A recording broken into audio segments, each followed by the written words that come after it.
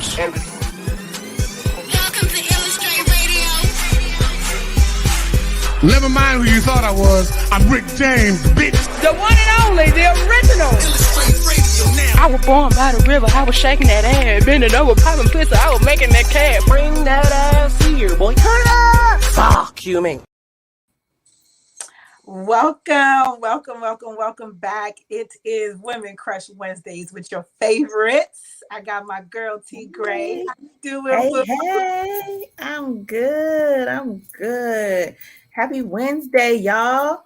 Happy Wednesday. Okay, let me make sure I'm together because I was just together on the screen and now I'm not. But anyway, before we get into all of the glitter and glam, which is us, we got to take care of house first, like T Gray always loves to say. And I'm definitely taking some inspiration from her today and hopefully feeding off of her energy as well, too. I'm going to give it to you.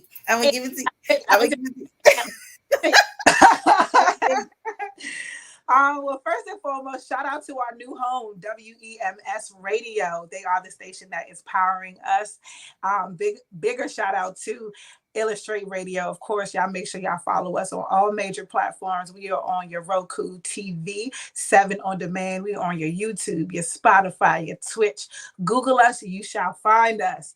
And make sure y'all check us out every Wednesday on Roku TV at 8 o'clock, just in case you missed this Wednesday, which is cool. Or live at 9 p.m. on Wednesdays as well. So before we get started, I am going to dive right in, but I want to make sure that I welcome T Gray in properly and everything. So how was your Wednesday start? Oh, well, not your Wednesday. Actually, we're pre-recording the show, so I'm not gonna not doing that. So okay. My Wednesday. How's your day today? My Wednesday has actually been really long. It's been a long one. It's been a long one. Look, and we are doing this right now through the grace. Amen. Yes, we are. But it's okay though, because I'm here to have a good time. We're here to talk some shit tonight. We're gonna have some fun. We got a dope guest in the building.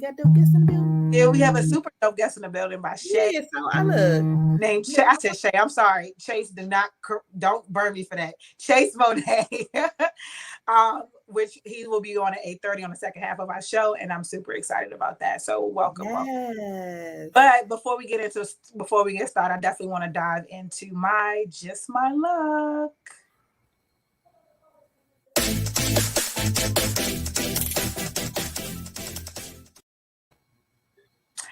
Great day. So it's just my luck that I was able to take a situation that I wouldn't even say situation because it's very hard to come back. You can't come back from that. I was able to try to find some sense into what happened to two people that I know. One which I was close with, one which was a classmate as well, who passed away on Friday, taken away from us brutally, and their mothers, and they have children. And this weekend I just was in a slum. And I didn't know what else to do, but naturally to love on my children even harder because they were also mothers. So rest in peace to Mickey, rest in peace to Kimberly. And I honestly don't know how to feel,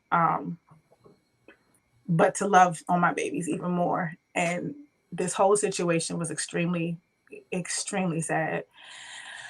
I'm trying not to cry right now, so I'm not going to do it. But I just want to tell everyone to, love on your children, love on your family. Don't spend any time in hate because it doesn't do anything but bring more hate. It's very hard to try to understand a loss like this or just a loss, period. So the only thing we should focus on is what we actually can focus on, and that's all I could do was just focus on my baby. So love on your family harder, make amends, because you never know. You could literally be going to work and you not make it back home today, and your kids are not able to ask you, mommy, when are you coming home? They will never be able to.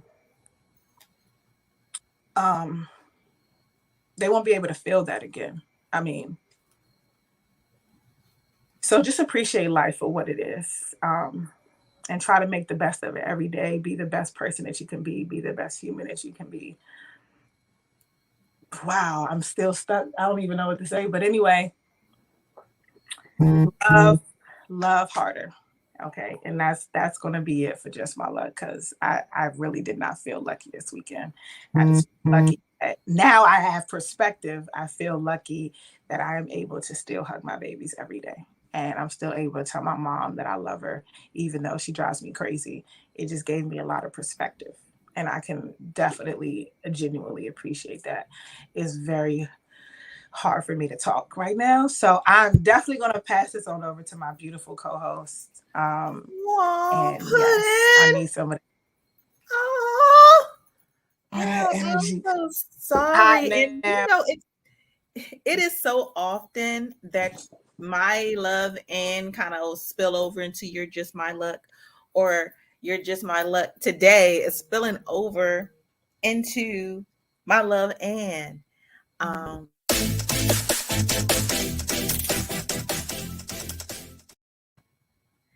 um oh, this is so apropos. Today's love and was love and growing past the pain. Woo. Um Wow. That's crazy. I'm so This, sorry that you're going through what you're going through. But the reason why my love and was what it is today is because tomorrow's my daddy's birthday. And my dad died in January. It has been a trial a little bit, you know what I mean? But in my grief and in my growth, I have learned to just love and love past this pain that I feel. And so what I've done most recently, you guys, a lot of you don't know this. I do a lot in and around the realm of comedy, but you've never seen T Gray on stage, and I just started hitting stages. Whoop, whoop. So um that is the way that I have chosen to love past my pain. I've chosen to take it to the stage. I've chosen that to be my place of healing, and for that to be my place of comfort, and for that to be my counsel, um, for so many different reasons. One, because I see how it heals other people, but then also because this is something that my daddy always wanted to do. My daddy always wanted to be a comedian. He always wanted to be on stage. He always wanted to be in the limelight. It's footage of him doing all kinds of shit, and footage that I can't even watch yet, you guys. Not yet. It's still fresh. Okay. yeah. But because it's his birthday tomorrow, it's like it's just sitting in on me a little bit differently today. It's sitting in on me a little bit differently this week. And it's so very interesting how this has really come to be. Not only have I used this, like I said, to get up there and be therapeutic, but I didn't start writing until my daddy died. And when I tell you all that, it was like an overflow, something that I couldn't control, just picking it up. And I wrote at least 10 to 15 minutes of material the first time I put the pen to the paper. And so now, as I'm going through this phase of I'm grieving through my writing, I'm grieving through being on that stage. But sometimes you have to find that thing. You have to find that one thing that's going to help you to love through that pain. This shit do hurt. It do hurt. It's going to be plenty of times that you're going to want to cry. It's going to be times you're going to need to pull over. It's going to be times you're going to need to just smoke a J, take a drink, whatever the case may be.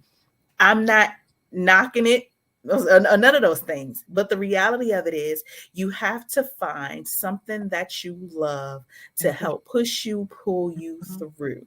You have to have something that you're able to focus on, because as you grieve, don't allow your grief to pull you down. Allow your grief to push you up. You'll be surprised at how much strength is actually in that phase of grief. And that's something that I'm learning as I get on these stages. And I'll share this personal story. I know I'm running over my 3 minutes, but I'm going to share this really quickly.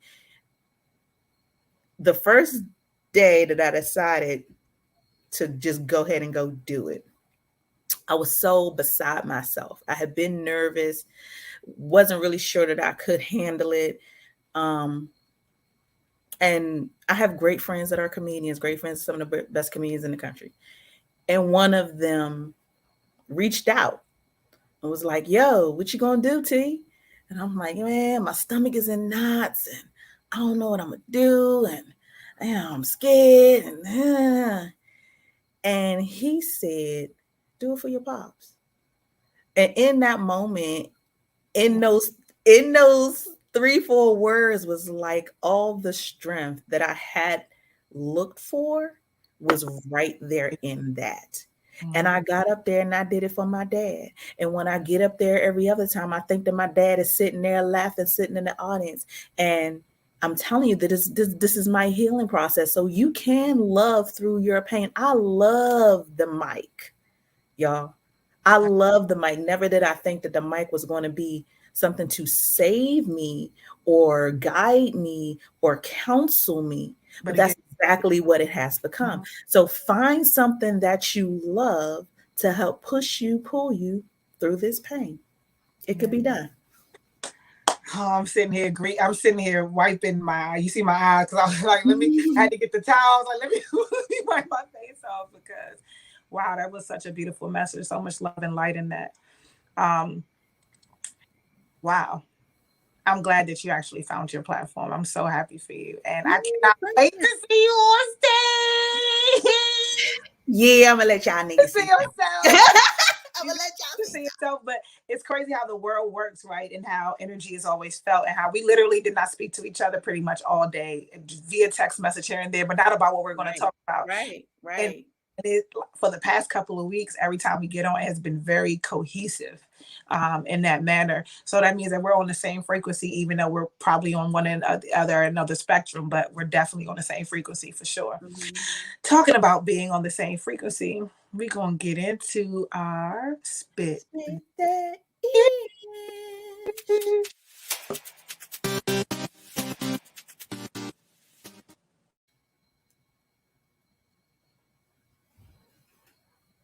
We come back? Okay. All right. I was like, only for a second. It's only for a second. Okay, y'all.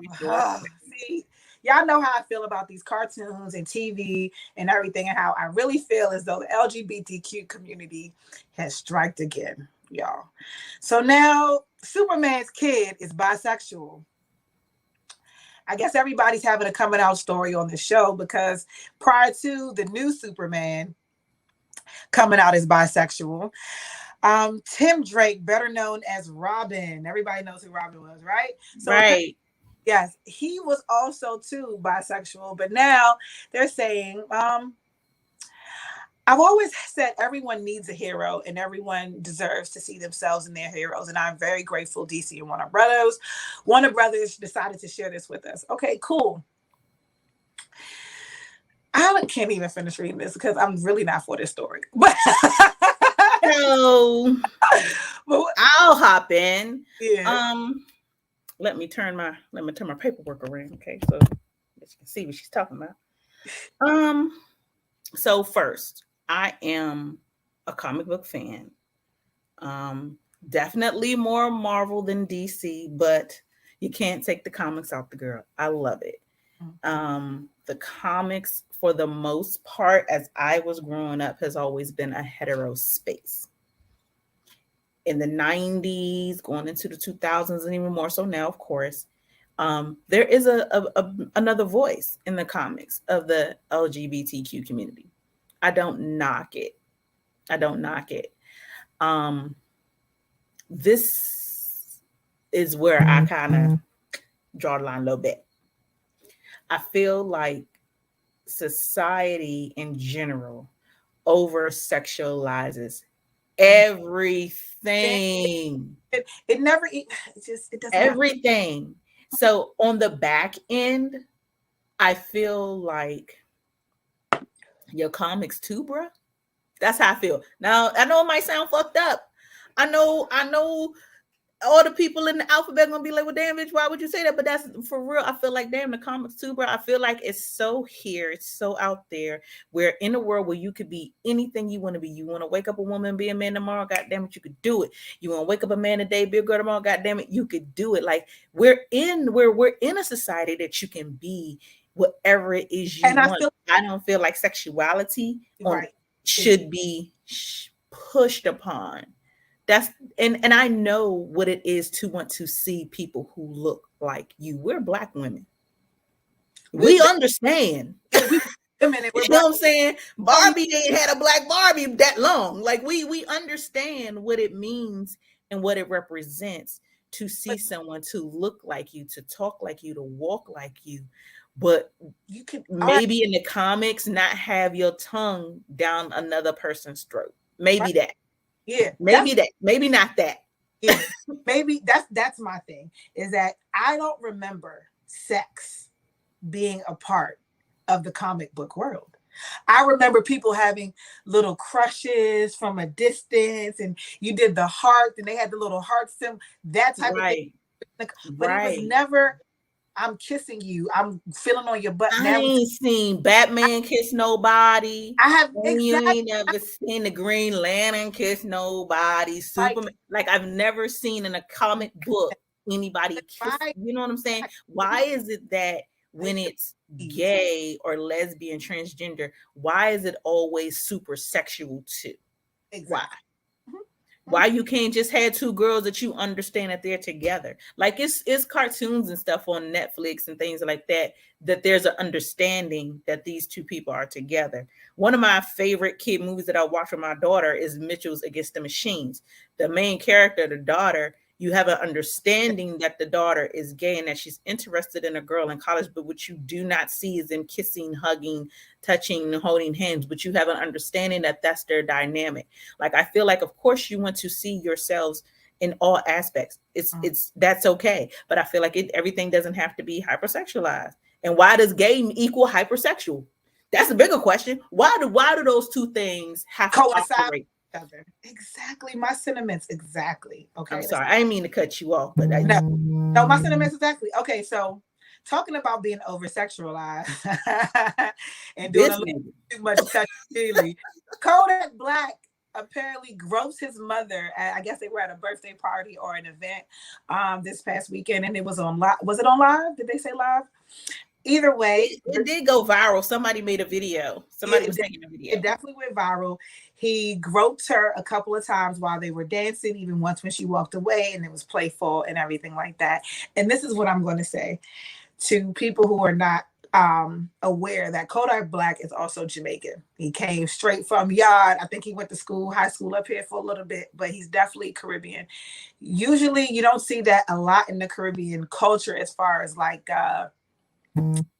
groping of the mothers. I see that more in the Trinidadian, Guyanese culture where they be dancing with their mothers. Like that's that's a part of the culture. But I'm not gonna hold you. My son has done it to me, slap my butt or whatever. That's just kind of, it's not a thing, but it's not something to make a big deal out of. Let's be serious. 90% of us have seen our parents butt naked. Not maybe our parents, our mothers for sure.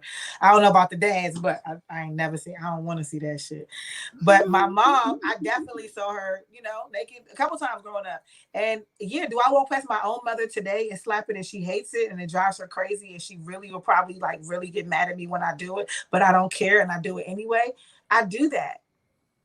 So am I weird for doing that? No, I do that to my friends. That's just what it is. It's a culture thing. Yes, I don't think he should have did it the way he did it, because they saying that he groped it and then slapped it and then this, and then they attempted to kiss on the lips. That's weird. But I no, you said it's cultural. It is. It is, because I also know cultures, and even I have cousins and stuff. Well, not cousins, but I have a cousin who he's very affectionate, and he does that. And it's not frowned upon. People, you can shun away, you can look, but it's not something that's made out of a big deal.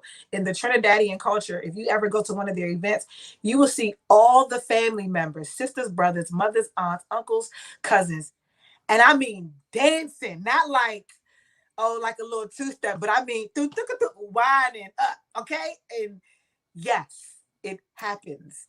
It's only because we're not used to it while it's a big deal. What are your thoughts?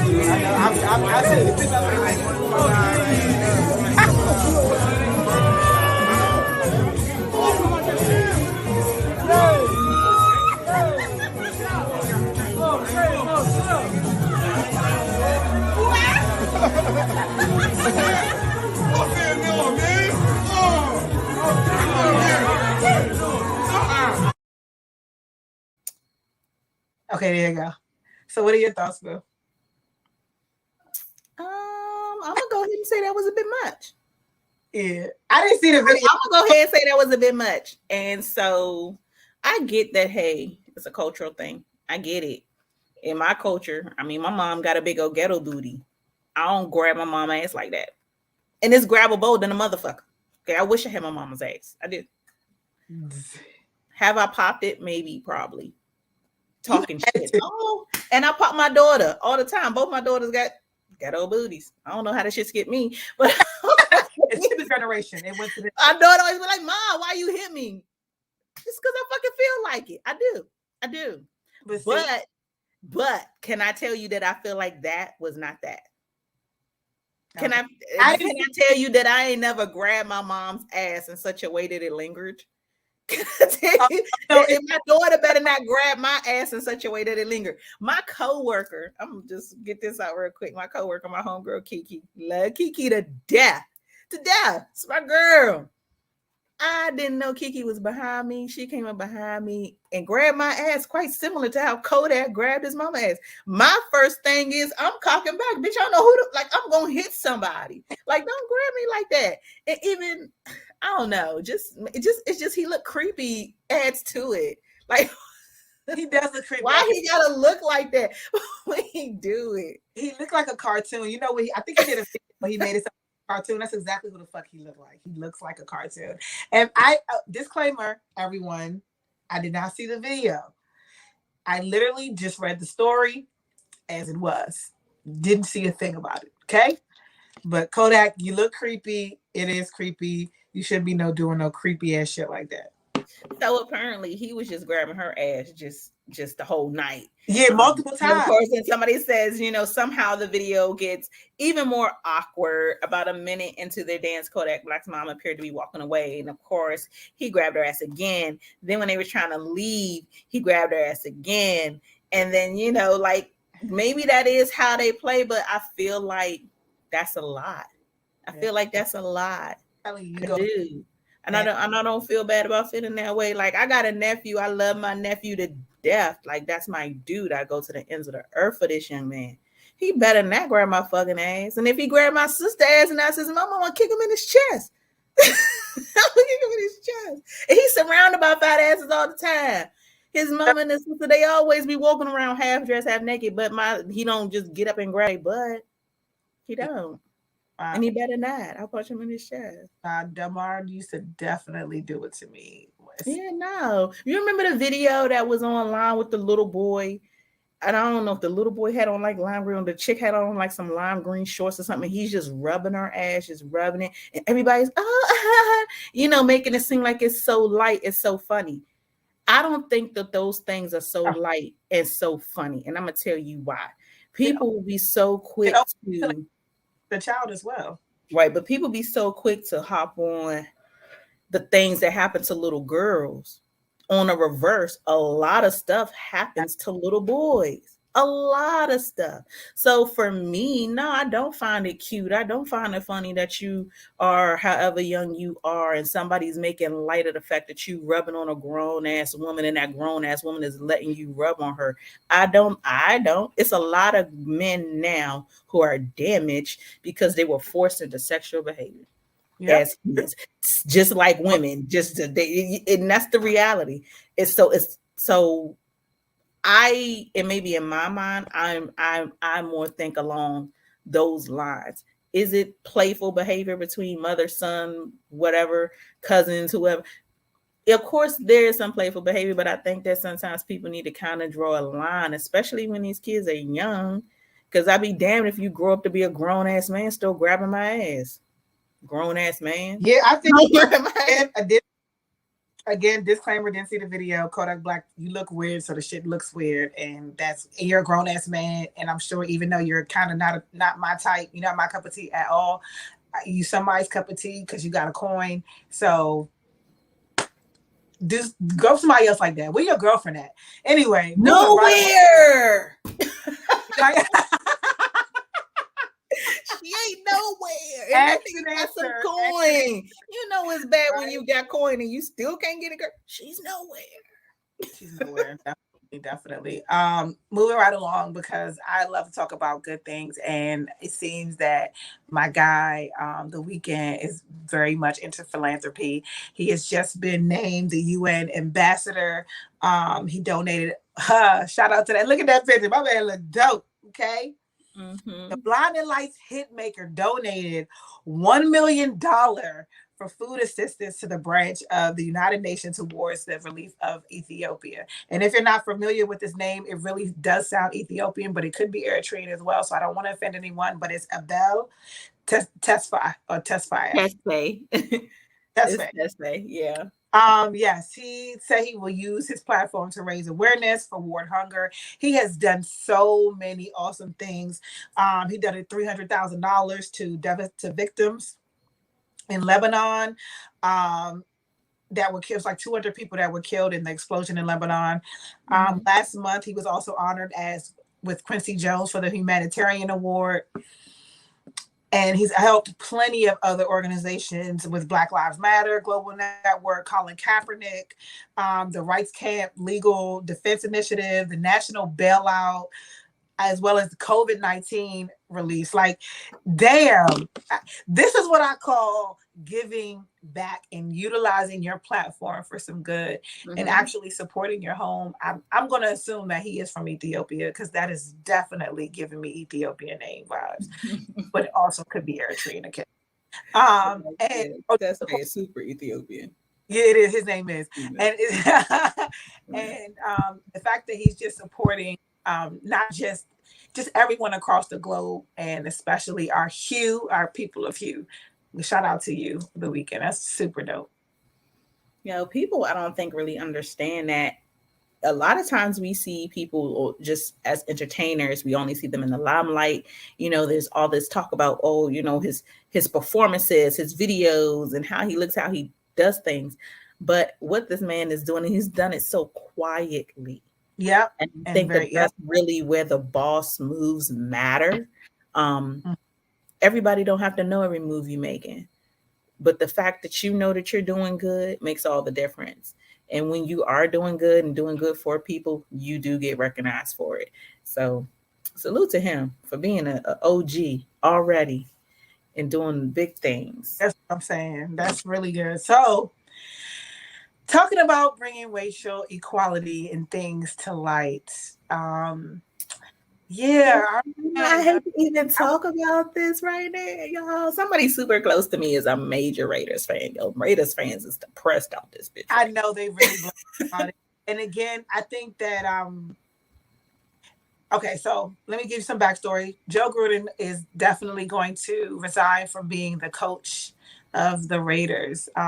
This comes as a very great disappointment as he has a long tenure with the Raiders family and everything like that. So I know y'all feel away, but the owners pretty much said he had to go. There were some emails that were released that had some racial slurs referring to players, even current players that are signed to the team, along with sexual preferences and stuff like that as well, calling people faggots and referring to which is one of the players that were actually signed to the team. I can't remember his name. What is his name? Secret Mike Warner or something like that. Yeah, I'm trying to get better at reading ahead so I don't have to read from the script. You know what I'm saying? How am I doing? Am I doing okay? I think I'm doing all right because my memory is a little fantastic. But yeah, so the owners had talked and they just announced that he will be resigning from the Raiders. And I'm not condoning any of this. I'm not about to even try to act like I'm cool with it because I'm definitely not. However, he had such a long tenure and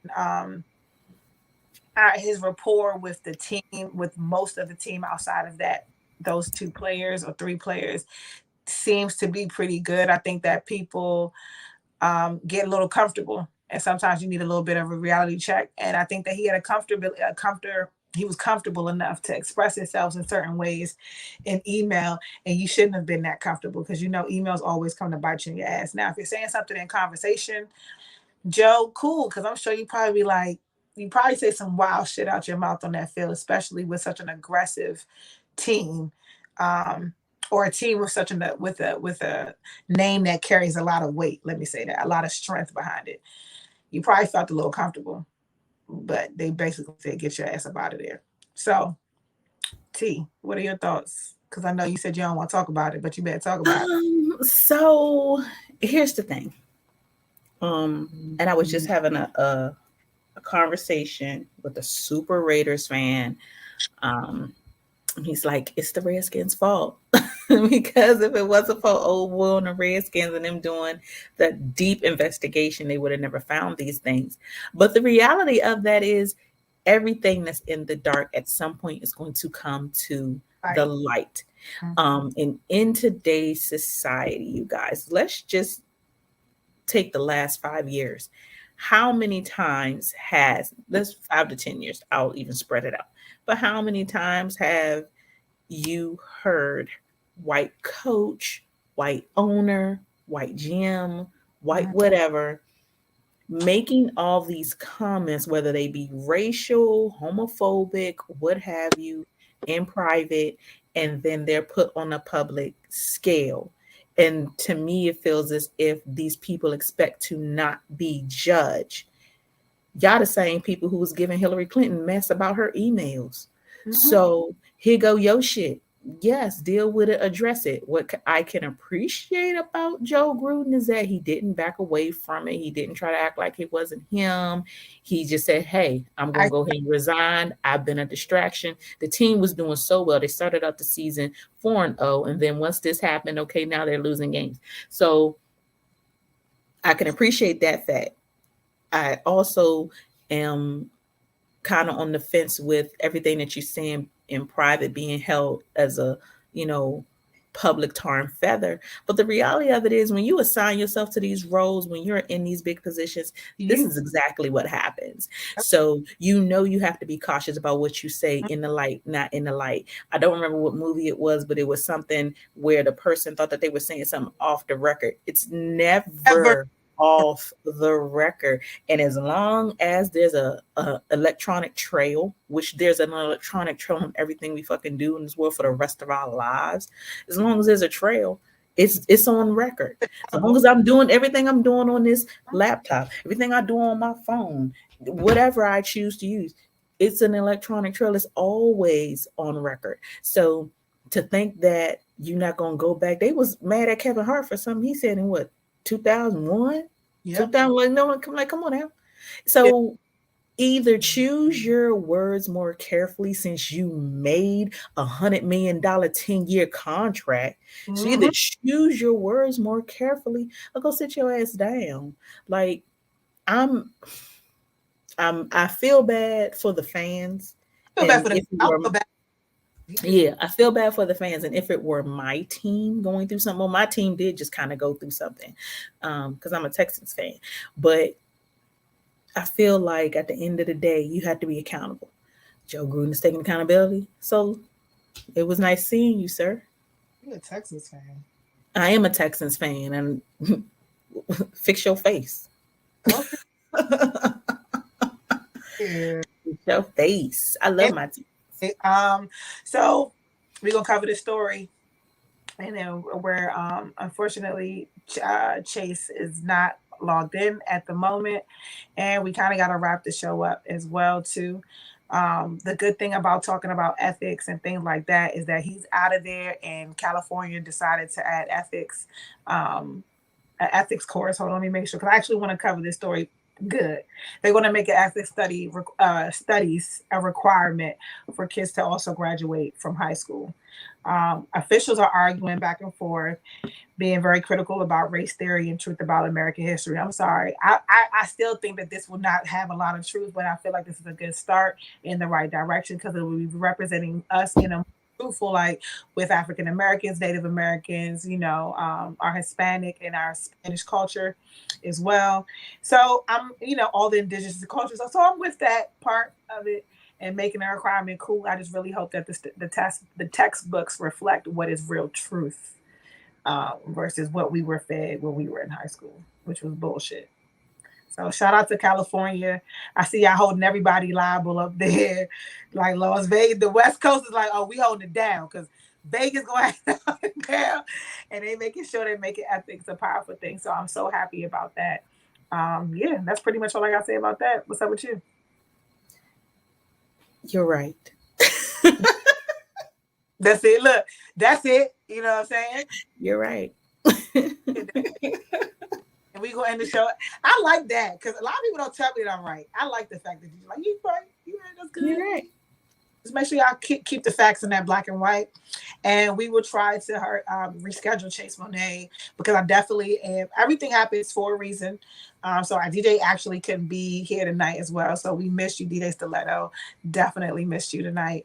But we can't. I would feel like we did him an injustice if we weren't able to play his song because the song is actually so powerful. Talking about life and being appreciative of your children. I need for everybody to make sure y'all go check him out.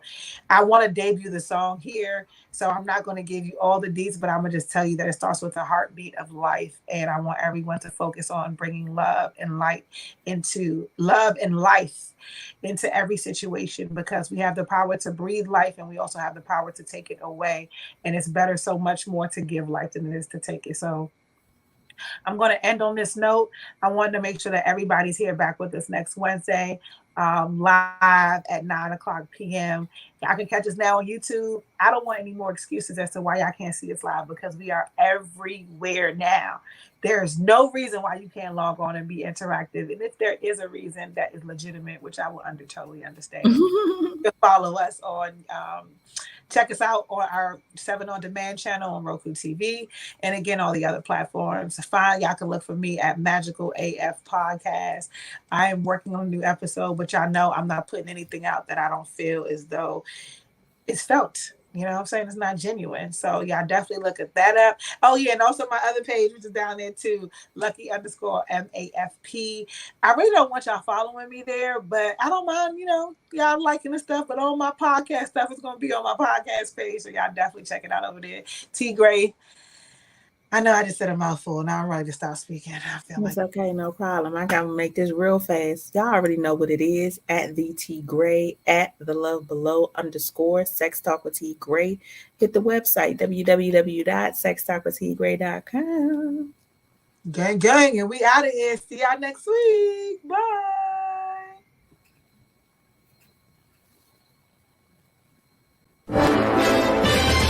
This is breaking news.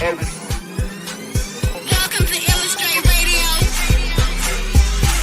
Never mind who you thought I was. I'm Rick James, bitch. The one and only, the original. Illastr8 Radio now. I was born by the river. I was shaking that ass. Bending over, popping pussy. I was making that cat.